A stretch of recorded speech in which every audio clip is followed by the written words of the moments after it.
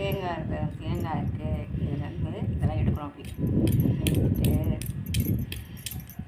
இப்படி வச்சிடறோம்.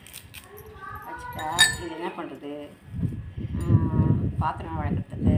அதுக்கப்புறமா வந்து இந்த ஒட்டடை குச்சி இருக்குல்ல, அந்த குச்சியில் வந்து இது பண்ணிவிட்டு இது ஒட்டடை அடிக்கிறதுக்கு யூஸ் ஆகும். அப்புறம் சாம்பிராணி போடுறதுக்கு இதில் கொஞ்சம் சேர்த்து தூக்காலில் வச்சுட்டு அதுக்கப்புறமா கொஞ்சம் நெருப்பு மூட்டிட்டு அனலில் வந்து சாம்பிராணி போடுறதுக்கு. வாங்கும்போது இப்படி தட்டி வாங்கணும். அப்புறம் கருப்பு காயாக பார்த்து வாங்கணும். அப்புறம் என்னென்னா இப்படி பூம்பாச்சி வைக்கணும். அப்புறம் தண்ணி இப்படி ஆட்டி பார்க்கணும். தண்ணி கம்மியாக இருந்துச்சுன்னா தண்ணி கொஞ்சம் ஜாஸ்தியாக இருந்தால் கொஞ்சம் தண்ணி வச்சுக்கணும். நிறைய ஒரு 40 காய் வாங்கிட்டோம்னா 40 தண்ணி வச்சுக்கணும். தண்ணி குறைய உடச்சிடணும். உடச்சிட்டு என்ன பண்ணணும், இதெல்லாம் ஃபுல்லாக எடுத்துடணும். எடுத்துகிட்டு இந்த கொட்டாங்குச்சி வந்து அனலில் காட்டினீங்கன்னா சாம்பிராணி போடலாம். அப்புறம் இன்னொன்று என்னென்னா, இந்த தேங்காவை உடச்சி ஃப்ரீசரில் வச்சிடணும். வச்சுட்டு அதுக்கப்புறம் கொஞ்சம் அப்படியே டோப்பையாக வரும்.